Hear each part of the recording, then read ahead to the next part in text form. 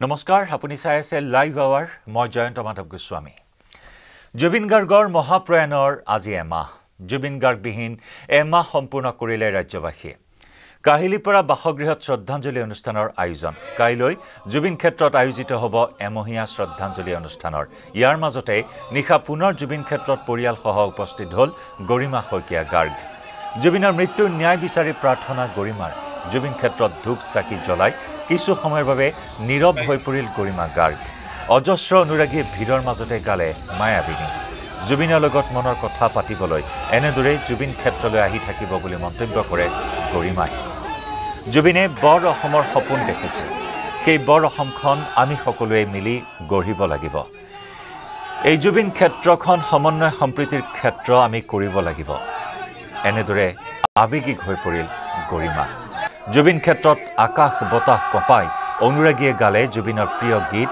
আৰু সমস্বৰে চিঞৰিলে উই ৱান্ট জাষ্টিছ গৰিমাৰ উপস্থিতিত জয় জুবিন দা ধ্বনিৰে মুখৰিত হ'ল জুবিন ক্ষেত্ৰ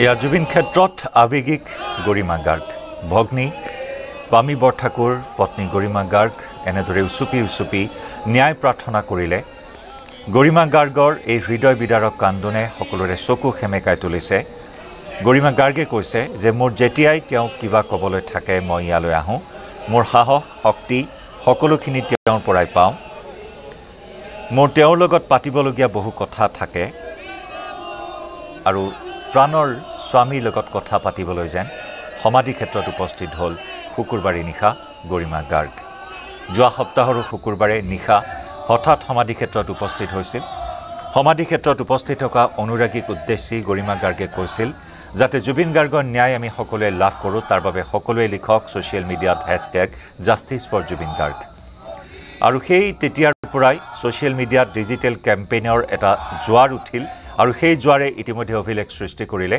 সমগ্ৰ বিশ্বৰ ভিতৰতে ন্যায়ৰ দাবীৰে #জাষ্টিছ ফৰ জুবিন গাৰ্গে ইতিমধ্যে অভিলেখ সৃষ্টি কৰিছে ট্ৰেণ্ডিঙৰ শীৰ্ষত আৰোহণ কৰিছে #জাষ্টিছ ফৰ জুবিন গাৰ্গ আৰু শুকুৰবাৰে নিশা অৰ্থাৎ কালি নিশা পুনৰ সমাধিত উপস্থিত হৈ গৰিমা গাৰ্গে ক'লে যে মোৰ যেতিয়াই তেওঁক কিবা ক'বলৈ থাকে মই ইয়ালৈ আহোঁ মোৰ সাহস শক্তি সকলোখিনি তেওঁৰ পৰাই পাওঁ মোৰ তেওঁৰ লগত পাতিবলগীয়া বহু কথাই থাকে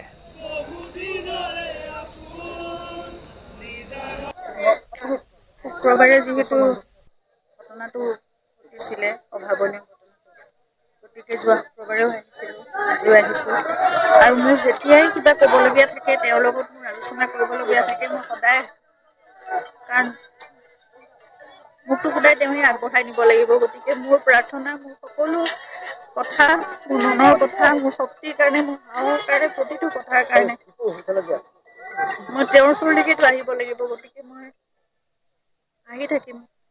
তেওঁৰ লগত মোৰ পাতিবলগীয়া বহুত কথা থাকে। গতিকে তেওঁক ইয়াতে আহি কম, শুনিব। মই জানো তেওঁ সেইখিনি সাহস আৰু শক্তি দি মোক আগুৱাই লৈ যাব। প্ৰাৰ্থনা সদায় যাতে সকলোৱে তেখেতৰ প্ৰতি প্ৰাৰ্থনা ৰাখে, মোৰ প্ৰতি আশীৰ্বাদ ৰাখে, আৰু যিমানবোৰ কৰণীয় আছে বা তেওঁ হয়তো আমাৰ সকলোৰে ওপৰত এটা বিশ্বাস ৰাখি তেওঁ নিজৰখিনি কৰ্তব্যখিনি কৰিলে। এতিয়া বাকীখিনি আমাৰ ওপৰত তেওঁ এনে এৰা নাই। তেওঁৰ বিশ্বাস আছে অসমীয়া ৰাইজৰ ওপৰত, নতুন প্ৰজন্মৰ ওপৰত, বা তেওঁক ভাল পোৱা প্ৰতিজনৰ ওপৰত। তেওঁ জানে যে সেইখিনি দায়িত্ব আমাৰ হাতত অৰ্পণ কৰি থৈ গৈছে। আমি সকলোৱে একেলগে হাতত ধৰি সেইখিনি কৰি যাব লাগিব। আৰু যেনেকে এই জুবিন ক্ষেত্ৰখন পুণ্যভূমি হৈ পৰিছে, এতিয়া মহামিলনৰ ভূমি হৈ পৰিছে, গোটেই অসমখন তেওঁৰ সপোনৰ বৰ অসমখন। মই বাৰে বাৰে সেইটোৱে প্ৰাৰ্থনা কৰোঁ যে তেওঁৰ সপোনৰ বৰ অসমখন যাতে আমি গঢ়িব পাৰোঁ। এতিয়া সকলো বিশ্বাস, সকলো আস্থাৰে তেওঁ আমাৰ হাতত সেইখিনি দায়িত্ব অৰ্পণ কৰিছে। গতিকে সেইখন বৰ অসম আমি উপহাৰ দিয়াটোৱে আটাইতকৈ জুবিনৰ কাৰণে মই ভাবোঁ সেয়াই ডাঙৰ উপহাৰ হ'ব, আৰু সেয়াই জুবিনৰ সপোনৰ অসমখন হ'ব। গতিকে আমি একেলগে ওলাই আহিম, সকলো একেলগে কাম কৰিম, সকলো ভাল পোৱা তেওঁৰ যিমানখিনি আদৰ্শ আছিলে বা তেওঁ যিমানখিনি সমাজৰ কাৰণে, আমাৰ জাতিটোৰ কাৰণে, সংস্কৃতিৰ কাৰণে সকলো কৰিব বিচাৰিছিলে, সকলোবোৰ কাম আমি একেলগে কৰিম। সেইখিনিয়ে মই ৰাইজৰ পৰা সদায় সহযোগিতা, আশীৰ্বাদ আৰু সহায় বিচাৰোঁ। আৰু মই জানো আপোনালোক সদায় একেলগ হৈ থাকিব, আৰু আমি এইবোৰ কাম আমি একেলগে কৰি যাব পাৰিম। এতিয়া যিটো পৰিৱেশ দেখিছোঁ আচলতে অভিভূত হৈ পৰিছোঁ, মানে একদম অন্তৰে কান্দি উঠিছে আচলতে। এইটো পৰিৱেশ যিসকলে দেখি গৈছে ইয়াত সকলোৱে দেখা পাইছে। গতিকে ৰাইজলে সেয়াই, ৰাইজৰ এই অফুৰন্ত মৰমত জুবিন গাৰ্গ সদায় জীয়াই থাকিব অসমবাসী। তদন্ত চলি আছে। আমি ন্যায় ব্যৱস্থাৰ ওপৰত বিশ্বাস কৰি ধৈৰ্যৰে সকলোৱে বাট চাই আছে।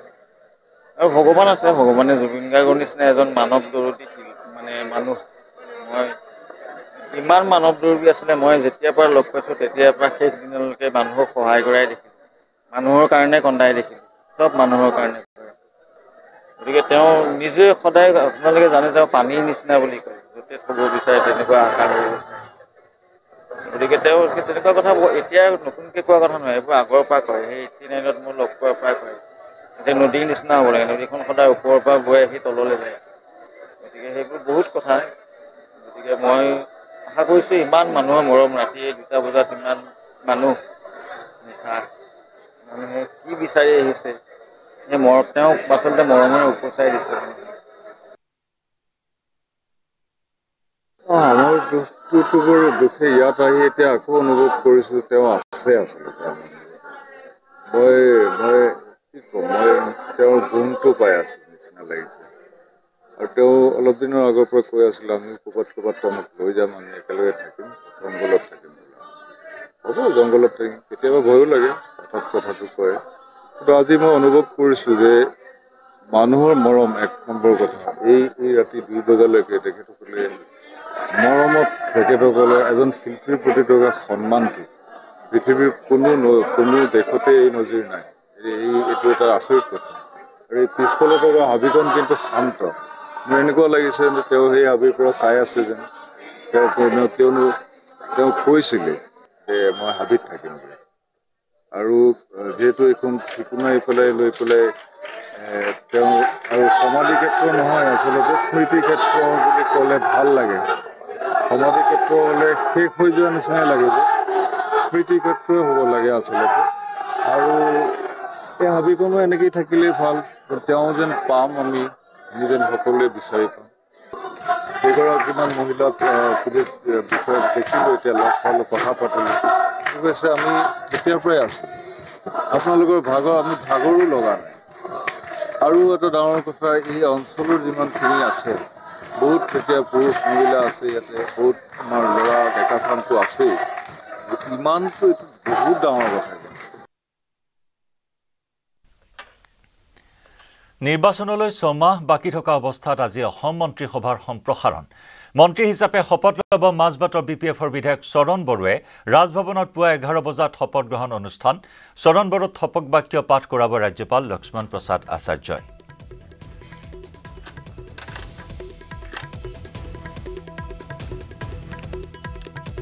নিৰ্বাচনলৈ 6 মাহ বাকী থকা অৱস্থাত আজি অসম মন্ত্ৰীসভাৰ সম্প্ৰসাৰণ মন্ত্ৰী হিচাপে শপত ল'ব মাজবাটৰ বিপিএফৰ বিধায়ক চৰণ বড়োৱে ৰাজভৱনত পুৱা 11 বজাত শপত ল'ব চৰণ বড়োৱে চৰণ বড়োক শপত বাক্য পাঠ কৰাব ৰাজ্যপাল লক্ষ্মণ প্ৰসাদ আচাৰ্যই কি দপ্তৰ প্ৰদান কৰা হয় চৰণ বড়োক সেয়া লক্ষণীয় হ'ব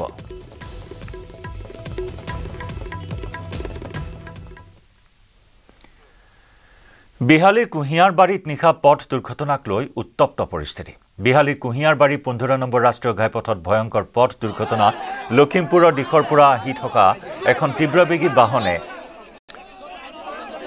খুন্দা মাৰে আৰু এই দুৰ্ঘটনাত ৰোহিতগড় নামৰ এজন লোকৰ থিতাতে মৃত্যু হয় দুৰ্ঘটনাৰ পিছতে ৰাষ্ট্ৰীয় ঘাইপথ অৱৰোধ কৰি ক্ষুব্ধ ৰাইজে সাব্যস্ত কৰে প্ৰতিবাদ দুৰ্ঘটনাস্থলীত উচ্চপদস্থ আৰক্ষী বিষয়া উপস্থিত হৈ পৰিস্থিতি নিয়ন্ত্ৰণৰ চেষ্টা কৰে এখন তীব্ৰবেগী বাহনৰ খুন্দাত মৃত্যুমুখত পৰে এজন লোক ৰোহিতগড় নামৰ এজন লোকে থিতাতে মৃত্যুক আঁকোৱালি লয় এই দুৰ্ঘটনাৰ পিছতে স্থানীয় ৰাইজ ক্ষুব্ধ হৈ পৰে ক্ষুব্ধ ৰাইজে পথ অৱৰোধ কৰি পৰিস্থিতি উত্তাল কৰি তোলে আৰু পৰিস্থিতি নিয়ন্ত্ৰণ কৰিবলৈ আৰক্ষীৰ শীৰ্ষ বিষয়া ঘটনাস্থলীত উপস্থিত হয় আৰু বৃহৎ সংখ্যক নিৰাপত্তাৰক্ষীও মোতায়েন কৰিবলগীয়া হয়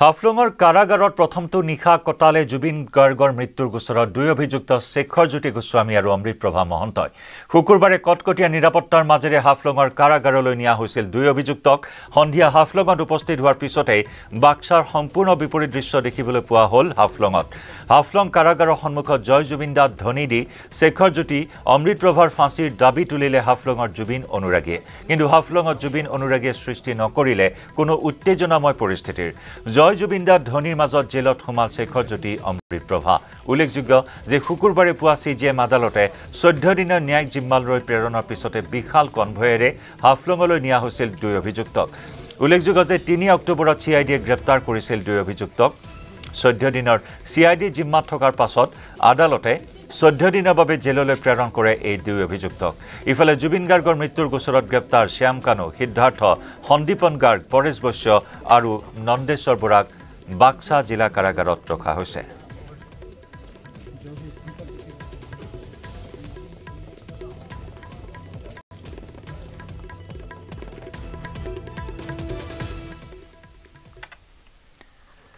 উনৈশ অক্টোবৰত জুবিন ক্ষেত্ৰত হ'বলগীয়া এমহীয়া অনুষ্ঠান সন্দৰ্ভত ডিমৰীয়াবাসীৰ সংবাদমেল ৰাইজে একত্ৰিতভাৱে অনুষ্ঠিত কৰিব দিনজোৰা কাৰ্যসূচী জুবিন ক্ষেত্ৰত গীতাপাঠ সৰ্বধৰ্ম প্ৰাৰ্থনা সভা নাম প্ৰসংগৰ লগতে থাকিব আন আধ্যাত্মিক কাৰ্যসূচীও সন্ধিয়াৰ ভাগলৈ ৰাজ্যৰ শতাধিক বাঁহীবাদকৰ সুৰৰ মূৰ্ছনাত জীপাল হৈ উঠিব জুবিন গাৰ্গৰ কেইবাটাও কালজয়ী গীত লগতে গীত পৰিৱেশন কৰিব কেইবাগৰাকীও কণ্ঠশিল্পীয়ে আমন্ত্ৰিত দলে প্ৰদৰ্শন কৰিব ভাওনা আনহাতে জুবিন ক্ষেত্ৰত একাংশ সুৰাসক্ত অনুৰাগীৰ উদ্ভণ্ডালিত দুখ প্ৰকাশ স্থানীয় ৰাইজৰ অনুৰাগীসকলক এনে পৰিস্থিতিৰ উদ্ভৱ নকৰিবলৈ আহ্বান ডিমৰীয়াবাসীৰ আনহাতে জিলা প্ৰশাসন তথা পৰিবহণ বিভাগকো সষ্টম হ'বলৈ আহ্বান ডিমৰীয়াবাসীৰ পুৱা 10 বজাৰ পৰা গীতাপাঠ আৰম্ভ হ'ব যেটো গতানুগতিকভাৱে এতিয়া আমাৰ চলি আছে 11 বজাত সংকীৰ্তন অনুষ্ঠান আছে আমাৰ আৰু আমাৰ জুবিনৰ সমাধিস্থলীত আমি অনুষ্ঠিত কৰিছো 12 বজাত সৰ্বধৰ্ম প্ৰাৰ্থনা সভা 2 বজাৰ পৰা আমাৰ লঘু আহাৰ ধৰক মাহ প্ৰসাদৰ পৰা আৰম্ভ কৰি দৈ চিৰা তেনেকুৱা ধৰণৰ আমি যোগাৰ কৰিছো 3 বজাত থাকিব নাম প্ৰসংগ অনুষ্ঠান আৰু এই নাম প্ৰসংগ অনুষ্ঠানত 100টা আয়তি দল আছে নাম প্ৰসংগৰ দল তেওঁলোকে একেলগে প্ৰসংগ কৰিব তেওঁলোকে নাম কৰিব আৰু এইখিনি আমি শিডিউলিং কৰি পেলাইছো গতিকে আমি শ্ৰদ্ধা ৰাইজলৈ আৰু এটা আমাৰ নিবেদন থাকিব 5 বজাত থাকিব আমাৰ আপোনালোকৰ আকৰ্ষণীয় এটি অনুষ্ঠান বাঁহীবাদন কৰিব 100 গৰাকী বাঁহীবাদকে তেওঁলোকে বাঁহীবাদন কৰিব এক সুন্দৰ পৰিৱেশ হ'ব এক মায়াবিনী পৰিৱেশ হ'ব সকলোকে আমি ইয়ালৈ আমন্ত্ৰণ জনাইছো ঠিক 7 বজাৰ লগে লগে আমাৰ যিবোৰ শিল্পী কলা কুশলী আছে, বাদ্যযন্ত্ৰী আছে, বিভিন্ন আমাৰ সংগীতানুষ্ঠান আপোনালোকে দেখি আহিছে, যিবোৰ আমাৰ ছিংগাৰ আছে, তেওঁলোকৰ লগত যিবোৰ বাদ্যযন্ত্ৰী থাকে বা বিশিষ্ট যিবোৰ শিল্পী আছে, তেওঁলোকে আমাৰ গীত মাত পৰিৱেশন কৰিব। জুবিন গাৰ্গৰ শ্ৰদ্ধাঞ্জলি অনুষ্ঠান তেওঁলোকে শ্ৰদ্ধাঞ্জলি আগবঢ়াব আৰু ইয়াত প্ৰশাসনৰ সম্পূৰ্ণ সহযোগ থাকিব। বিশ্বৰ দৰবাৰত যেন ক্ৰমশ এলাগী হৈ পৰিছে পাকিস্তান। পাকিস্তানৰ বিৰুদ্ধে নেখেলে আফগানিস্তানে। পাকিস্তান শ্ৰীলংকাৰে হ'বলগীয়া ত্ৰিদেশীয় শৃংখলাৰ পৰা নাম প্ৰত্যাহাৰ কৰিলে আফগানিস্তানে। শেহতীয়াকৈ পাকিস্তান আফগানিস্তানৰ যুদ্ধৰ সময়ত পাকিস্তানৰ বিমান আক্ৰমণত নিহত হৈছিল আন 5 গৰাকী আফগান নাগৰিকৰ লগতে 3 গৰাকী আফগান ক্ৰিকেটাৰ। মৃত্যু হৈছিল কবিৰ হাৰন আৰু শিৱ ঘাটুল্লাহ নামৰ 3 গৰাকীকৈ ক্ৰিকেটাৰৰ। যোৱা বুধবাৰে নিশা সংঘটিত হৈছিল পাকিস্তান আফগানিস্তানৰ মাজত যুদ্ধ। যুদ্ধৰ মাজতে পাকিস্তানে আফগানিস্তানৰ উৰগান জিলাত বিমান আক্ৰমণ কৰিছিল। এই আক্ৰমণতে নিহত হৈছিল 8জনকৈ লোক। পাকিস্তানৰ এই বৰ্বৰতাৰ বিৰুদ্ধে আফগানিস্তান ক্ৰিকেট বোৰ্ডে পাকিস্তানৰ বিৰুদ্ধে নেখেলাৰ সিদ্ধান্ত গ্ৰহণ কৰিছে। 17 নৱেম্বৰৰ পৰা পাকিস্তান, আফগানিস্তান আৰু শ্ৰীলংকাৰ মাজত আছিল ত্ৰিদেশীয় শৃংখলা। উল্লেখযোগ্য যে পেহেলগাম আক্ৰমণৰ পাছৰে পৰা ভাৰতীয় ক্ৰিকেট দলেও এলাগী কৰিছে পাকিস্তানক। পাকিস্তানৰ লগত খেলত অংশ লৈছে যদিও কোনো খেলুৱৈ কৰা নাই কৰমৰ্দন।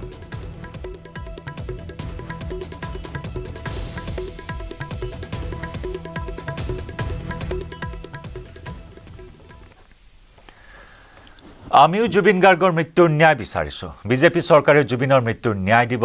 আমিও জুবিনৰ গীত শুনিয়েই ডাঙৰ হৈছো। ৰহাত এই মন্তব্য মুখ্যমন্ত্ৰী পীযুষ পুনৰ জনাইছো। ৰহাত এই মন্তব্য কৰিছে মন্ত্ৰী পীযুষ হাজৰিকাই। জুবিনৰ মৃত্যুৰ পাছত মুখ্যমন্ত্ৰীয়ে 3 ৰাতি শুব পৰা নাই বুলিও মন্ত্ৰী পীযুষ হাজৰিকাই মন্তব্য কৰে। আমি জুবিন গাৰ্গ ডাঙৰীয়াৰ ন্যায় লাগিবই। আমি আমাৰ দাবীটো মধ্যে কম্প্ৰমাইজ কৰা নাই। কেইটামান বিৰোধী দলে আমাক ৰাজনৈতিক কুচক্ৰাৰ পৰা এনেই সমালোচনা অস্থিৰ কৰিব খুজি আছে। হিমন্ত বিশ্ব শৰ্মাই 3 দিন নোপোৱাকৈ যেতিয়ালৈকে আমাৰ প্ৰাণৰ শিল্পীগৰাকীৰ অন্ত্যেষ্টিক্ৰিয়া সম্পন্ন হোৱা নাছিলে, তেতিয়ালৈকে হিমন্ত বিশ্ব শৰ্মাই 3 দিন হোৱা নাছিলে। হয়তো আয়ুস গতিকে অসমীয়া মানুহে কষ্টত আছে, আমিও কষ্টত আছোঁ। কিন্তু কষ্ট হ'লেও কিন্তু ভাত খাব লাগিব, কষ্ট হ'লেও কাম কৰিব লাগিব। মোৰ কামটো পলিটিক্স কৰা, মোৰ কামটো উন্নয়ন কৰা। সেইকাৰণে জাগিৰোডত ৰাতিপুৱা আমি এটা আমাৰ চৰকাৰে কৰা মেগা হেল্থ কেম্পত 3 ঘণ্টা থাকি আহিলোঁ। আহি আকৌ মই দলীয় সভা বা দলীয় অনুষ্ঠানত অংশগ্ৰহণ কৰিলোঁ। কিন্তু মোৰ কাম মই আকৌ কৈছোঁ, জুবিন গাৰ্গে মই ঢুকোৱাৰ কাৰণে অত্যন্ত কষ্ট পাইছোঁ। আমি সৰুৰ পৰা জুবিন গাৰ্গৰ গান শুনিয়ে ডাঙৰ হৈছোঁ। মই কেইবাবাৰো কৈছোঁ যে অনামিকা মায়া এলবাম বা কেছেট নিজ হাতেৰে কিনিছিলোঁ। গতিকে আমি জুবিন গাৰ্গক আমি সকলোৱে ভাল পাওঁ। তেখেত আমাৰ মাজত নাই, কিন্তু সেইবুলি আমি কাম কৰিব নোৱাৰোঁ। জুবিন গাৰ্গৰ মৃত্যুক লৈ ফেচবুক পেজ খুলি আৰক্ষীৰ জালত নগাঁৱৰ যুৱক। নগাঁও আৰক্ষীয়ে গ্ৰেপ্তাৰ কৰিলে ইনজামুল হক নামৰ এজন যুৱকক। SK আহমেদ নামৰ এটা পেজ খুলি চলাইছিল অপপ্ৰচাৰ। ফেচবুকত ফলোৱাৰ্ছ আৰু ভিউজ বৃদ্ধিৰ বাবে এই দুষ্কাৰ্য কৰিছিল ইনজামুলে। আৰক্ষীৰ সন্মুখত এই স্বীকাৰোক্তি ইনজামুলৰ। নগাঁও আৰক্ষীয়ে গোচৰ ৰুজু কৰি আৰম্ভ কৰিছে তদন্ত। নগাঁও আৰক্ষী অধীক্ষক স্বপ্নলীল ডেকাই সংবাদমেলযোগে জনায় এই কথা। আহমেদ নামৰ এটা ফেচবুক পেজ আছিলে। সেই পেজটোত তাৰমানে কিছুমান অবজেকশ্যনেল কথা দিছে জুবিন গাৰ্গৰ মৃত্যুক লৈ পেলাই, আৰু ভিডিঅ'টো বিকৃত কৰিছে। আৰু তেওঁ তাতে নিজেও কিছুমান কমেণ্ট লিখি পেলাই এইটো চাৰ্কুলেট কৰিছিলে তেওঁৰ নিজৰ পেজত। সেয়া অনুসন্ধান কৰি আমি ইজামুল হক বুলি এজন ব্যক্তি জুৰিয়া, তেওঁক আমি আজি এৰেষ্ট কৰিছোঁ। আৰু তেওঁক কোৰ্টত এতিয়া বৰ্তমান প্ৰডিউচ কৰা হৈছে। আৰু তেওঁ স্বীকাৰো কৰিছে যে তেওঁ সেই ভিডিঅ'টো বিকৃত কৰি তাত ওপৰত কমেণ্ট লিখি যে কেনেকৈ তেখেতক হত্যা কৰা হ'ল, এই লিখি পেলাই এইখিনি কথা লিখি পেলাই তেওঁ এটা মানে চেষ্টা কৰিছিলে যাতে এটা ল এণ্ড অৰ্ডাৰ ছিটুৱেশ্যন হয় আৰু মানুহৰ মাজত যাতে এটা শংকা হয়। ইতিমধ্যে CID যিহেতু ইনভেষ্টিগেশ্যন কৰিয়ে আছে, তেওঁ সুকীয়াকৈ ইনভেষ্টিগেশ্যন কৰাৰ কোনো অধিকাৰ তেওঁৰ নাই। আৰু তেওঁ এইটো আমি সোধপোছ কৰাত তেওঁ এইটো আমাক স্বীকাৰো কৰিছে যে তেওঁ ভাবিছিলে যে এইটো কৰিলে এটা তেওঁৰ ফেচবুক পেজৰ হেৰিটো ফলোৱাৰ্ছ বাঢ়িব আৰু মানে এটা ল এণ্ড অৰ্ডাৰ ক্ৰিয়েট কৰাৰো তেওঁ এটা উদ্দেশ্য আছিলে। সেই মানুহজনক আমি এৰেষ্ট কৰিছোঁ আৰু এতিয়া আমি কাষ্টডিও বিচাৰিছোঁ আৰু তেওঁৰ মোবাইল হেণ্ডছেটো চিজ কৰা হৈছে আৰু আপোনালোকৰ মাধ্যমৰ যোগেদি মই সকলো নগাঁওবাসী ৰাইজক অনুৰোধ কৰিম যাতে তেনেকুৱা ধৰণৰ কামৰ পৰা তেওঁলোক বিৰত থাকে।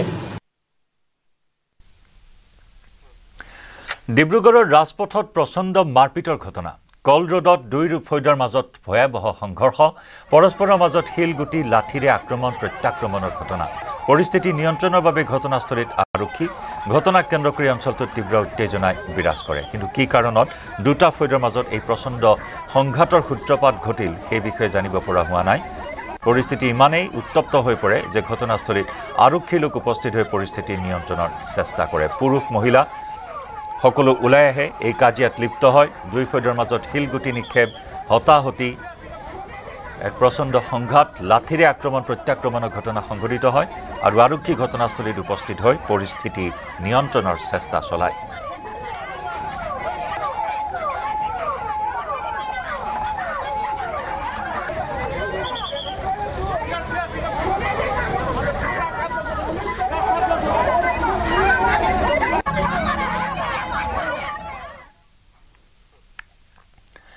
মৰঙীৰ শ্যামৰায়পুৰত চাহ বাগিচাৰ নলাত আবদ্ধ বন্যহস্তীৰ পোৱালি। পুৱাৰে পৰা নলাত আবদ্ধ হৈ থকা বন্যহস্তীৰ পোৱালিটোক জেচিবিৰে মাটি খান্দি উদ্ধাৰৰ চেষ্টা অব্যাহত ৰাখিছে। মূৰফুলনি খণ্ড বন কাৰ্যালয়ৰ বন বিষয়াৰ এটা বন বিভাগৰ দল উপস্থিত হৈ পোৱালিটোক উদ্ধাৰৰ চেষ্টা কৰে। হাতী পোৱালিটোৰ মাক আঁতৰি নোযোৱাৰ বাবে বৰ্তমানলৈকে উদ্ধাৰ কৰিব পৰা নাই পোৱালিটোক।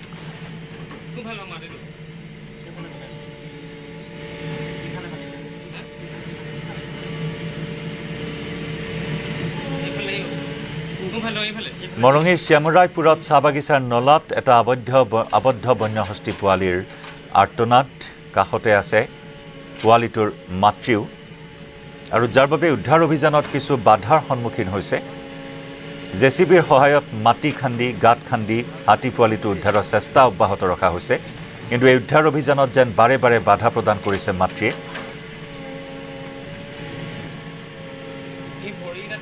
মূৰফুলনি খণ্ড বন কাৰ্যালয়ৰ বন বিষয়াৰ এটা দল ঘটনাস্থলীত উপস্থিত হৈ এনেদৰে জেচিবিৰ সহায়ত পোৱালিটোক উদ্ধাৰৰ চেষ্টা চলাই আছে। আগবঢ়াইছো আমাৰ সাংবাদিক প্ৰণৱজ্যোতি শইকীয়াৰ প্ৰতিবেদন।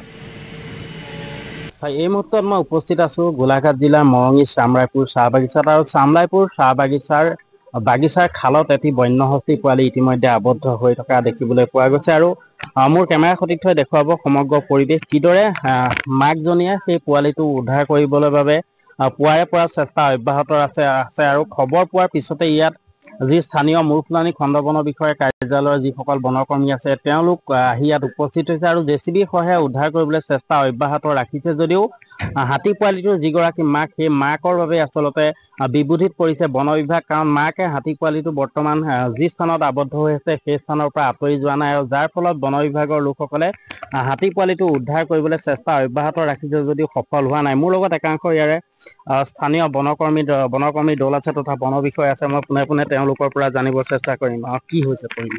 ৰাতিপুৱাই গোটেই ৰাতিটোৱে মানে হাতীৰ জাকটো এইফালে পথাৰত সোমাই আছিলে। আমাৰ দলবিলাকে হাতীৰ জাকটো খেদি পঠাবলৈ চেষ্টা কৰি আছিলে।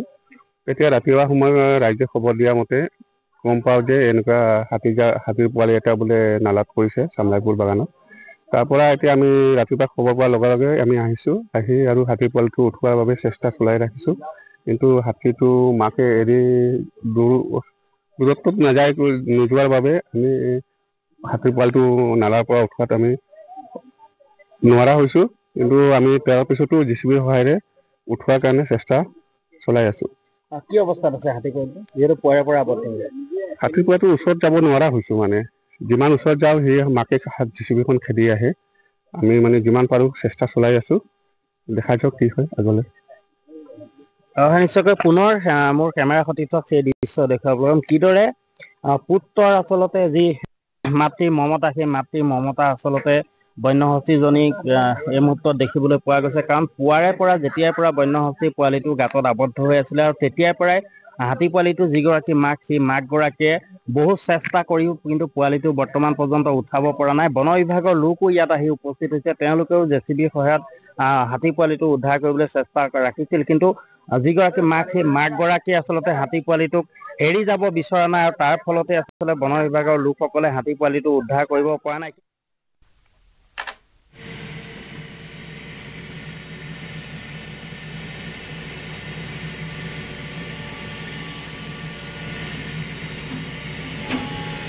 লাভ মাৰিছে পুৰা পৰি দিলে ফুলটো কি কৰোঁ তাত পোৱালিটোৰ ওচৰত কিন্তু এক পকেট মাৰিলে ওলাই যাব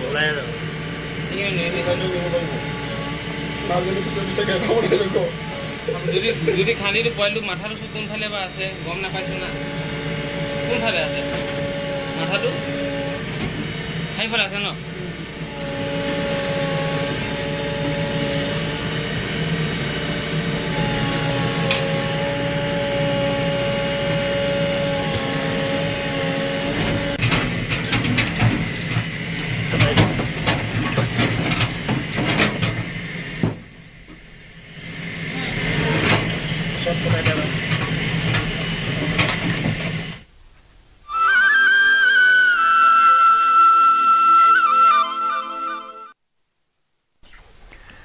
পৰম্পৰা ৰক্ষা কৰি আজি চহা অসমীয়াই পালন কৰিছে কাতি বিহু সন্ধিয়া আকাশ বন্তিৰ পোহৰেৰে উজ্জ্বল শস্য পথাৰ কীট পতংগৰ পৰা ধাননি দৰাক ৰক্ষা কৰাৰ লগতে শস্য শ্ৰীবৃদ্ধি কামনাৰে পথাৰত চাকি জ্বলাব চহা ৰাইজে তুলসীৰ তলত বন্তি জ্বলাই কৰিব লক্ষ্মী দেৱীক আৰাধনা এয়া চহা কৃষিজীৱী ৰাইজৰ মাজত পুৱাৰে পৰা কাতি বিহু উদযাপনৰ সীমাহীন ব্যস্ততা হয় আজি কাতি বিহু আৰু প্ৰতিজন চহা অসমীয়াই পৰম্পৰা অনুসৰি কাতি বিহু পালন কৰিছে মই তেজপুৰৰ এক পৰিৱেশ দেখুৱাম আৰু তেজপুৰৰ মই বেজৰ চুবুৰী গাঁৱত উপস্থিত আছোঁ আৰু গাঁওখনৰ চহা যিসকল কৃষক তেওঁলোকে পুৱাতে এনেদৰে ওলাই আহিছে আৰু তেওঁলোকে যি পৰম্পৰা কাতি বিহুৰ সেই পৰম্পৰা অক্ষুণ্ণ ৰাখি তেওঁলোকে কাতি বিহু উদযাপনৰ এয়া তেওঁলোকে পণ কৰিছে আমি দেখুৱাইছোঁ পৰিৱেশটো এয়া খেতিডৰাত তেওঁলোকে চুৱাপাত গুজিছে আৰু প্ৰতিজন চহা অসমীয়াই তেওঁলোকৰ যি কৃষিডৰা সেই কৃষিডৰা কেনেদৰে জীপাল হৈ উঠিছে সেউজ হৈ উঠিছে তাৰ বাবে সেয়া প্ৰত্যক্ষ কৰিবলৈ তেওঁলোকে আহি এনেদৰে কাতি বিহুৰ এই দিনটোত বিশেষভাৱে পথাৰত উপস্থিত হয় মই কেইবাজনো কৃষক আছে এই মুহূৰ্তত তেওঁলোকৰ প্ৰতিক্ৰিয়া ল'বলৈ চেষ্টা কৰিম কিন্তু এই মুহূৰ্তত আমি দেখুৱাইছোঁ ক্ৰমাৎ সেউজীয়া হৈ পৰিছে এইবাৰ কেনেকুৱা খেতি কেনেকুৱা হৈছে এইবাৰ খেতি ভালেই হৈছে বৰ্তমান আমি যি 2 মাহৰ কষ্ট কৰি এতিয়া খেতিডৰা আজি কাতি বিহুৰ দিনা চাবলৈ আহিলোঁ খেতি বৰ্তমান হেৰিটো ভালেই হৈছে যেহেতু কাতি বিহুৰ পৰম্পৰা ৰক্ষা কৰি আপোনালোকে চুৱাপাত লৈ আহিছে প্ৰতি বছৰে এই পৰম্পৰা ৰক্ষা কৰি প্ৰতি বছৰে আমি আজু ককা দিনৰ পৰা দেখা তাৰ পৰা আহি দেউতাহঁতৰ পাছত এইবাৰ আমাৰ পাল পৰিছে আমিও সেই তেনেকৈ এয়া পৰম্পৰা ৰক্ষা কৰি আছোঁ হয় কাতি বিহুত পুৱা এনেদৰে কৃষি পথাৰত চুৱাপাত গুজাৰ যি পৰম্পৰা সেয়া অটুট ৰাখিছে কি ক'ব হয় আমি এই পৰম্পৰা যিটো আগৰ নিয়ম সেইমতে আমি পাত মাৰিবলৈ আহিছোঁ খেতিডৰা চাইছোঁ কেনেকুৱা হৈছে কাৰণ আমি 2 মাহৰ পিছত অহা নাই আজি চাই খেতিডৰা ভাল নে বেয়া সেইটো চাইছোঁ ক'ত কি কৰিব লাগে সেইখিনি আজিয়ে জানিম আৰু সন্ধিয়া ভাগত আমি যদি বন্তি জ্বলাম যাতে কীটনাশক বস্তু তাত জমা হৈ তাত পৰে কোনো খেতিডৰা নষ্ট নকৰে হয় দেখুৱাইছোঁ আমি পৰিৱেশটো আৰু এনেদৰে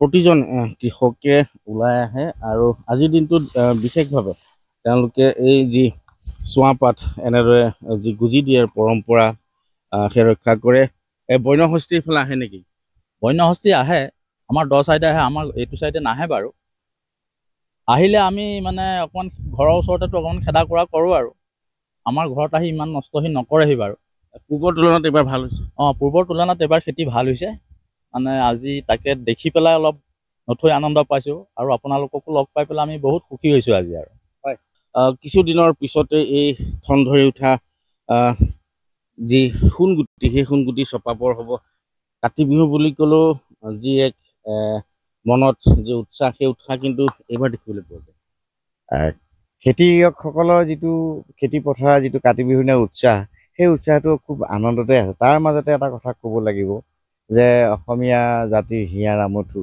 বিশ্বশিল্পী জুবিন গাৰ্গৰ এই অকাল মৃত্যুত অসমৰ নহয় গোটেই পৃথিৱীৰ মানুহে শোকত মিয়মান হৈ আছে আমাৰ মনো ভাগি ছিগি চুৰমাৰ হৈ গৈছে তাৰ মাজতে আমি পৰম্পৰা ৰক্ষা কৰিব লাগিব পৰম্পৰা ৰক্ষা কৰিবলৈ আহি কাতি বিহুৰ এই সংক্ৰান্তিত আমি পথাৰৰ মাজলৈ আহিছোঁ। ইয়াক এক প্ৰকাৰ লক্ষী বিহু বুলিও ক'ব পাৰি, যিহেতু কাতি বিহুৰ এই সময়খিনিৰ ওপৰতে এজন কৃষকৰ এটা পৰিয়ালৰ জীৱিকাৰ আত্মনিৰ্ভৰৰ কথা এটা উপলব্ধি হয়। হয়, বছৰটোলৈ যিহেতু সোণগুটি চপোৱা হ'ব আৰু সকলোৰে মনত এটাই ভাৱ, যিহেতু জুবিন গাৰ্গ নাই, এগৰাকী কৃষকে উল্লেখ কৰিছে মনবোৰ ভাৰাক্ৰান্ত সেমেকা, তৎসত্ত্বেও কিন্তু পৰম্পৰা ৰক্ষা কৰি এনেদৰে তেজপুৰবাসীয়েও পালন কৰিছে আজিৰ দিনটোত কাতি বিহু। আৰু অন্যান্য প্ৰান্তৰ লগতে শিৱসাগৰতো জুবিন গাৰ্গবিহীন প্ৰথমটো কাতি বিহুৰ প্ৰস্তুতি সম্পূৰ্ণ কৰিছে অসমীয়াই। সন্ধিয়াৰ ভাগলৈ পৰম্পৰাগত ৰীতি নীতিৰে তুলসী তলত চাকি জ্বলাই সেৱা কৰিব ৰাইজে। ইয়াৰ উপৰিও কৃষিজীৱী পৰিয়ালসমূহে ধাননি পথাৰত প্ৰজ্বলন কৰিব চাকি। কাতি বিহু উপলক্ষে পুৱা বিভিন্নজনে বজাৰত চাকি, কল, কুঁহিয়াৰ ক্ৰয় কৰা পৰিলক্ষিত হৈছে। প্ৰিয় শিল্পী জুবিন গাৰ্গৰ বিয়োগে মন সেমেকা কৰি ৰাখিছে যদিও পৰম্পৰা ৰক্ষা কৰি আজি কাতি বিহু পালনৰ বাবে সাজু হৈছে প্ৰতিজন অসমীয়া।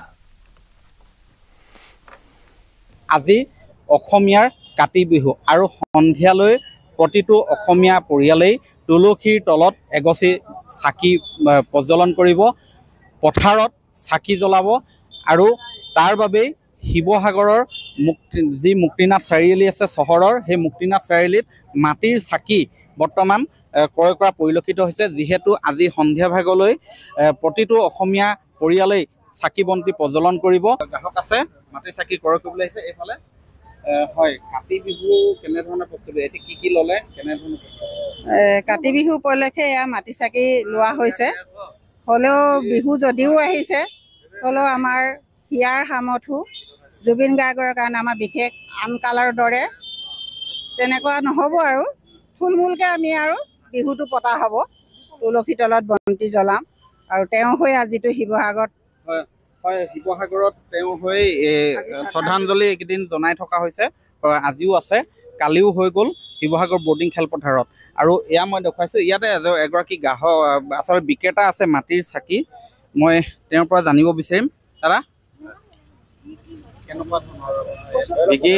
ঠিকে আছে, মনবোৰ মানুহৰ সেমেকা। আৰু দেৱালীত আপোনাৰ দীপাৱলীত আৰু চাকিহে উৎসৱ হয়। কাতি বিহু বুলি মানে ঠিকে আছে বজাৰ। আপুনিও কাতি বিহু পালন কৰিব? হয়। কেনেধৰণে পালন কৰিব? কাতি বিহু বুলি এয়া মাটি চাকি চেপনৰ পৰা আনি বিকিবলৈ আৰম্ভ কৰিছোঁ আৰু তাকে আমাৰ ইমান লাভো নহয়, লোকচানতহে যায়গৈ। ৰ'দতে বহি বহি কৰিছোঁ কিবা এটা পাম বুলি, তাকে কি হয় নাজানো আৰু। নিজে কেনেধৰণে পালন কৰিব? নিজেও কাতি বিহু পালন কৰিব লাগিব, চাকি জ্বলাই পথাৰত দি। সেই তাকে এতিয়া বিকি মেলি ঘৰলৈ গৈ আৰু কৰিবগৈ লাগিব। হয়, এনেধৰণে মই দেখুৱাইছোঁ শিৱসাগৰৰ মুক্তিনাথ চাৰিআলি বৰ্তমান মাটিৰ চাকিৰে ভৰি পৰিছে। আৰু সন্ধিয়ালৈ আজি সকলোৱে চাকি বন্তি প্ৰজ্বলন কৰি তুলসী তলত আচলতে সেৱা ল'ব। ৰাজ্যৰ ভিন্ন প্ৰান্তৰ লগতে মঙলদৈতো কাতি বিহুৰ প্ৰস্তুতি। কাতি বিহু উপলক্ষে বোৱাৰীসকলে পথাৰত চাকি জ্বলাই লক্ষ্মী দেৱীক আৰাধনা কৰিছে। হাড় ভঙা পৰিশ্ৰমৰ পাছত পথাৰত যাতে পোক পতংগই খেতি পথাৰ অনিষ্ট কৰিব নোৱাৰে তাৰ বাবে পথাৰত চাকি জ্বলাইছে কৃষিজীৱী ৰাইজে। পথাৰত চাকি জ্বলাই স্মৰণ কৰিলে প্ৰাণৰ শিল্পী জুবিন গাৰ্গক। জীয়ৰী বোৱাৰীসকলে জুৰিলে মায়াবিনী ৰাতিৰ বুকুত। মই উপস্থিত থকা এখন পথাৰত দেখিবলৈ পোৱা গৈছে জীয়ৰী বোৱাৰীসকল ওলাই আহিছে আৰু তেওঁলোকে এই ধৰণে চাকি বন্তি জ্বলাইছে। 3 মাহ জোৰা যি হাড় ভঙা পৰিশ্ৰম কৰি কৃষকসকলে যি খেতিডৰা লগাইছিলে আৰু ইয়াৰ পিছত যাতে সুন্দৰকৈ খেতিডৰা চপাই লৈ যাব পাৰে তাৰে কামনা কৰি এই ধৰণে চাকি বন্তি জ্বলাইছে গাঁৱৰ জীয়ৰী বোৱাৰীসকলে। আমি কথা পাতিবলৈ চেষ্টা কৰিম, দেখুৱাইছোঁ পৰিৱেশ। আচলতে সকলোতে একেই পৰিৱেশ। এফালে যদি দেখিবলৈ পোৱা গৈছে ঘৰত তুলসীৰ তলত চাকি জ্বলাইছে আৰু সমান্তৰালকৈ পথাৰতো এই ধৰণে চাকি বন্তি জ্বলাইছে কাতি বিহু উপলক্ষে। আৰু পৰম্পৰা অনুসৰি জীয়ৰী বোৱাৰীসকলে এই ধৰণে ওলাই আহিছে। আমি কথা পাতিবলৈ চেষ্টা কৰিম। আজি কাতি বিহু আৰু ঘৰত কেনেকুৱা প্ৰস্তুতি আৰু পথাৰত দেখিবলৈ পোৱা গৈছে এই ধৰণে ওলাই আহিছে হয় আজি কাতি বিহু অসমৰ কাতি বিহু প্ৰত্যেক বছৰে পালন কৰা হয় আৰু কাতি বিহুৰ উপলক্ষে আমি আজি জীয়ৰী বোৱাৰীখিনি ইয়াত উপস্থিত হৈছোঁ যাতে আমাৰ খেতি পথাৰখিনি ভাল হয় কীট পতংগৰ পৰা ৰক্ষা পৰে আৰু যাতে আমি সোণগুটি বৰ ধুনীয়াকৈ ঘৰলৈ লৈ যাব পাৰোঁ লক্ষী যাতে বহুত আগমন হয় ঘৰলৈ তাৰ বাবে আমি ইয়াতে আহিছোঁ আৰু লগতে যিহেতু আমাৰ মৰমৰ হিয়াৰ আমুঠু জুবিন দা বৰ্তমান আমাৰ মাজত নাই আমাৰ খুব মৰমৰ গতিকে আমাৰ যদিও মনটো ভাল নহয় আমি তেখেতৰ ন্যায় পোৱাটো বিচাৰোঁ আৰু এই সোণগুটিৰ মাজৰ পৰা মই চৰকাৰক আহ্বান জনাইছোঁ যে সোনকালে আমাৰ দাদাৰ ন্যায় দিব লাগে আৰু তেখেতক আমি এই সেউজীয়া ধাননি পথাৰৰ মাজৰ পৰা শ্ৰদ্ধাঞ্জলি জ্ঞাপন কৰিছোঁ আৰু তেওঁৰ স্মৃতিত আমি অকণমান তেওঁৰ এটা জনপ্ৰিয় গান তেওঁৰ মৰমৰ গান এটা গুণগুণাই দিব বিচাৰিছোঁ মায়াবিনী ৰাতিৰ বুকুত দেখা পালোঁ তোমাৰ ছবি ধৰা দিলা গোপনে আহি হিয়াৰ কোণত তুমি যে মোৰ শুকান মনত নিয়ৰৰে চেঁচাটো পাল নামি অহা ৰ'দৰে নৈ মোৰ দেহৰ প্ৰতি পুৱা ধুমুহাৰ হতে মোৰ বহু যুগৰে নাচোন এন্ধাৰো সঁচা মোৰ বহু দিনৰে আপোন নিজানৰ গান মোৰ শেষ হ'ব ভাবোঁ তোমাৰ বুকুত আৰু আছে কথালৈ চেষ্টা কৰিম দেখিছোঁ সন্ধিয়া হোৱাৰ লগে লগে হয় আমি গাঁৱৰ আয়তীসকল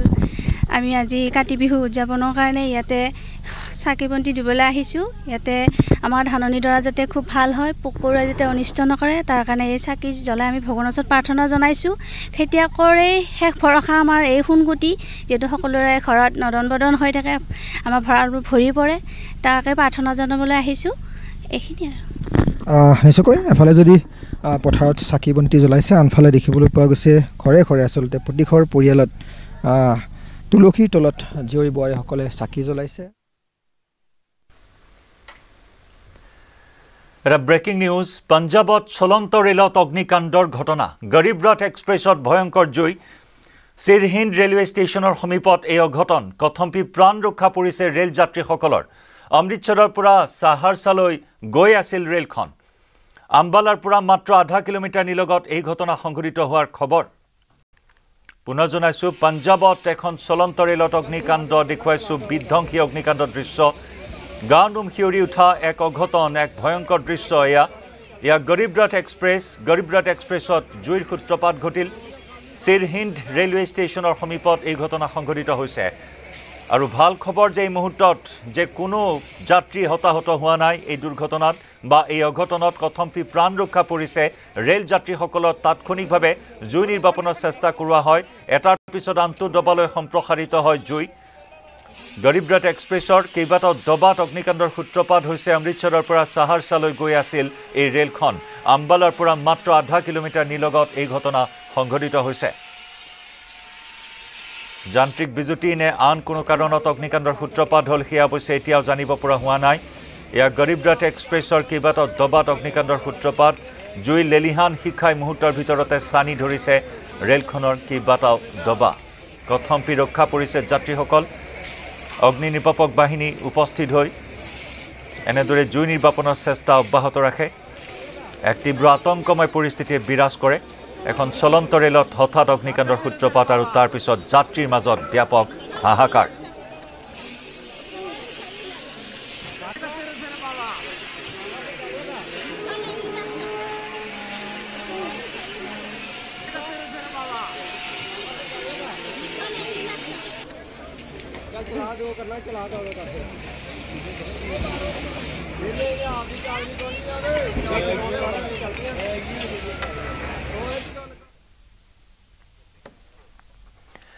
জুবিন গাৰ্গৰ ন্যায় বিচাৰি এইবাৰ অসমৰ 10 লাখ বাহনত পোষ্টাৰ লগাব অসম জাতীয়তাবাদী যুৱ ছাত্ৰ পৰিষদে।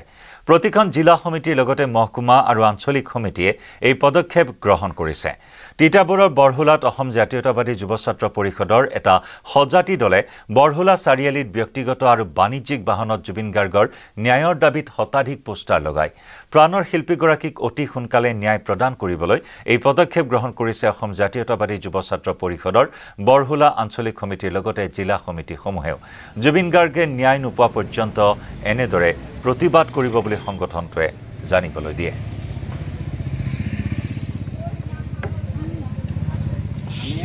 পৰিষদৰ দিয়া আহ্বান মৰ্মে প্ৰতিখন আঞ্চলিকে জিলা সমিতিকে ধৰি মহকুমা সমিতিয়ে তেওঁলোকে 10 লাখ পোষ্টাৰিং কৰিব। মই বৰ্তমান উপস্থিত আছোঁ বৰহুলাত, আৰু বৰহুলাক আঞ্চলিক সমিতিৰ বিষয়ববীয়াসকল এনেদৰে প্ৰতিখন বাহনত যি বৰহুলাত প্ৰতিখন বাহনত তেওঁলোকে এনেদৰে পোষ্টাৰিং কৰা দেখা গৈছে। আচলতে হিয়াৰ আমঠু জুবিন গাৰ্গক সকলোৱে জাষ্টিছৰ বাবে এনেদৰে পোষ্টাৰিং কৰিছে। তেওঁলোকে প্ৰায় 10 লাখ পোষ্টাৰিং কৰিব বুলি আমাক জনাইছে। যুৱ ছাত্ৰ পৰিষদৰ বৰহুলা আঞ্চলিক সভাপতি ডাঙৰীয়া আছে, তেওঁৰ লগত পোনে পোনে যাম। আচলতে আপোনালোকে যি কেন্দ্ৰীয় সমিতিৰ নিৰ্দেশ মৰ্মে আপোনালোকে ইয়াত পোষ্টাৰিং কৰিছে, কি ক'ব গোটেই? হয়, অসমৰ সম্পদ তথা অসম জাতীয়তাবাদী যুৱ ছাত্ৰ পৰিষদৰ প্ৰাক্তন সতীৰ্থ জুবিন গাৰ্গ ডাঙৰীয়া আমাৰ মাজৰ পৰা আঁতৰি গ'ল। গতিকে বৰ্তমান যিখন চৰকাৰ আছে, চৰকাৰখনে ন্যায় দিয়াৰ ক্ষেত্ৰত আমি যি ৰাজনীতি কৰা দেখা পাইছোঁ। গতিকে আমি সেয়েহে কেন্দ্ৰীয় সমিতিৰ আহ্বান মৰ্মে আজি অসমত 10 লাখ ন্যায় বিচাৰি পোষ্টাৰিং কৰাৰ ব্যৱস্থা কৰা হৈছে। তাৰ অংশ হিচাপে আজি বৰহুলা আঞ্চলিক সমিতিয়ে বৰহুলা অঞ্চলত যিসমূহ বাহন আছে সেই বাহনসমূহত আমি পোষ্টাৰিং কৰিছোঁ, আৰু যাতে প্ৰচাৰ হয়, যাতে চৰকাৰখন বাধ্য হয় জুবিনদাৰ কম সময়ত ন্যায় দিবৰ বাবে। যিকেইজন কালপিত, সেই কালপিতকেইজনে আমাৰ মাজৰ পৰা জুবিনদাক কাঢ়ি লৈ গুচি গ'ল। শ্যামকান্ত মহন্ত, সিদ্ধাৰ্থ শৰ্মা আদি কৰি যিসমূহ অভিযুক্ত আছে, এই অভিযুক্তসমূহক তৎকালে যিকেইজন এতিয়াও প্ৰৱাসী অসমীয়া অহা নাই, যাতে তেখেতলোকেও আহে, ছিংগাপুৰ চৰকাৰেও যাতে সাৰ পায়, তেখেতলোকৰ যি ছিংগাপুৰৰ ন্যায় ব্যৱস্থাৰ প্ৰতি সমগ্ৰ পৃথিৱীয়ে জানে, যাতে সেই ন্যায় ব্যৱস্থাই উচিত এই দোষীকেইজনক আওতালৈ আনি উচিত শাস্তি পায়, তাৰ প্ৰতিবাদ স্বৰূপে আমি ন্যায় দিবৰ বাবে এই পোষ্টাৰিং ব্যৱস্থা কৰিছোঁ। আৰু আমি অসম চৰকাৰক আহ্বান জনাইছোঁ যাতে জুবিন দাই কেতিয়াও ৰাজনীতি বিচৰা নাছিল আৰু জুবিন দাক লৈ ৰাজনীতি কৰিব নোৱাৰিব। আমি দেখিবলৈ পাইছিলোঁ, কাৰণ যি ছ'চিয়েল মিডিয়াত আচলতে 1 মিলিয়ন অতিক্ৰম কৰিলে। এতিয়া আমি দেখিবলৈ পাইছোঁ আচলতে প্ৰতিখন বাহনত 10 লাখৰো অধিক যুৱ ছাত্ৰ পৰিষদৰ নেতৃত্বত তেওঁলোকে পোষ্টাৰিং কৰিব। এনেদৰে বাহন বৰহুলাত যি বাহন আছে সেই বাহনসমূহত এনেদৰে পোষ্টাৰিং কৰিছে। মই দেখুৱাই গৈছোঁ আচলতে কেইবাখনো বাহনত তেওঁলোকে পোষ্টাৰিং কৰিছে। মই ইয়াৰ দৃশ্য নিউজ 18 অসম নিউজৰ দৰ্শকক দেখুৱাইছোঁ পোনে পোনে। এনেদৰে বাহনসমূহ ৰখাই থোৱা হৈছে। এই প্ৰতিখন বাহনত তেওঁলোকে পোষ্টাৰিং কৰিছে, আৰু এনেদৰে মই দেখুৱাইছোঁ ইয়াৰ দৃশ্য নিউজ 18 অসম নিউজৰ দৰ্শকক দেখুৱাইছোঁ। আচলতে তেওঁলোকে পোষ্টাৰিং কৰিছে প্ৰতিখন বাহনত। আচলতে যেতিয়ালৈকে জুবিন দাই ন্যায় নাপায় তেতিয়ালৈকে শান্ত নাথাকে প্ৰতিজন অসমীয়াই, কি ক'ব? হয়, আজি অসম জাতীয়তাবাদী যুৱ ছাত্ৰ পৰিষদ কেন্দ্ৰীয় সমিতিৰ নিৰ্দেশ মৰ্মে আজি বৰহুলা আঞ্চলিক সমিতিয়ে বৰহুলা অঞ্চলৰ সকলো গাড়ীসমূহত আমি জাষ্টিছ ফৰ জুবিন গাৰ্গৰ পোষ্টাৰসমূহ লগাইছোঁ, আৰু যেতিয়ালৈকে ন্যায় নাপায় আমি এনেধৰণৰ কাৰ্যসূচী হাতত ল'ম। হয়, চাওক, ছ'চিয়েল মিডিয়াত 1 মিলিয়ন অতিক্ৰম কৰাৰ পিছতো পুনৰবাৰ প্ৰতিখন বাহনত 10 লাখ অধিক তেওঁলোকে পোষ্টাৰিং কৰিবলৈকে আমাক জানিবলৈ দিছে। আৰু জুবিন দাই যেতিয়ালৈকে ন্যায় নাপায় এনেদৰে জাষ্টিছ বিচাৰি প্ৰতিটো ক্ষেত্ৰত, প্ৰতিখন বাহনত, প্ৰতিটো ছ'চিয়েল মিডিয়াত জাষ্টিছৰ বাবে প্ৰতিবাদ তেওঁলোকে জনাই থাকিব। প্ৰথমবাৰৰ বাবে মাওবাদী সন্ত্ৰাসবাদ সন্দৰ্ভত মন্তব্য প্ৰকাশ কৰিছে প্ৰধানমন্ত্ৰী নৰেন্দ্ৰ মোদীয়ে। যোৱা দশকত কেইবা হাজাৰ মাওবাদী অস্ত্ৰ সম্বৰণ কৰা বুলি মন্তব্য মোদীৰ। আনকি যোৱা 75 ঘণ্টাত 303জন নক্সালপন্থী আত্মসমৰ্পণ কৰা বুলি মন্তব্য কৰে প্ৰধানমন্ত্ৰীগৰাকীয়ে। बीते दशक में हजारों नक्सलियों ने हथियार डाले हैं। मैं आपको पिछले 75 घंटों का आंकड़ा देता हूं, ओनली 75 आवर्स। मैं जानता हूं ये मीडिया का मेन न्यूज नहीं है, लेकिन मेरे जीवन का एक बहुत बड़ा संतोष का विषय है। इन 75 घंटों में 303 नक्सलियों ने सरेंडर किया है। एक जमाने में जिनका 303 चलता था ना, आज वो 303 सरेंडर हुए हैं। और ये कोई सामान्य नक्सली नहीं है। किसी पर 1 करोड़ का इनाम था, किसी पर 15 लाख का इनाम था, किसी पर 5 लाख का इनाम था। और ये सारे के सारे इनके नाम पर इनाम घोषित हुए थे। इन नक्सलियों से बहुत बड़ी मात्रा में हथियार भी पकड़े गए। ये सारे लोग बंदूकें छोड़ करके, बम छोड़ करके भारत के संविधान को गला लगाने के लिए तैयार हुए हैं। और जब संविधान के लिए पूर्ण समर्पित सरकार होती है ना, तब गलत रास्ते पर गया हुआ व्यक्ति भी लौट करके अपने आंखों को उस संविधान पर टिका देता है। अब वो विकास की मुख्य धारा में आ रहे हैं और ये लोग स्वीकार कर रहे हैं कि वो गलत रास्ते पर थे। 5-5 दशक बिता दिए, जवानी खपा दी, लेकिन उन्होंने जो सोचा था वो परिवर्तन नहीं आया। अब ये भारत के संविधान पर विश्वास करते हुए आगे बढ़ेंगे। साथियों, कभी ही मीडिया की हेडलाइंस हुआ करती थी, छत्तीसगढ़ के बस्तर में ये हुआ वो हुआ, एक पूरी बस को उड़ा दिया, इतने सुरक्षा बल के जवान मारे गए। बस्तर ये माओवादी आतंकियों का, नक्सलियों का गढ़ हुआ करता था। और अब आज मैं उसी बस्तर का उदाहरण देता हूं। आदिवासी नौजवान बस्तर ओलंपिक का आयोजन करते हैं और लाखों नौजवान बस्तर ओलंपिक में आकर के खेल के मैदान में अपनी ताकत दिखा रहे हैं। और यारे होते समय हल लाइव आवर পৰা বিদায় লোৱাৰ। नमस्कार।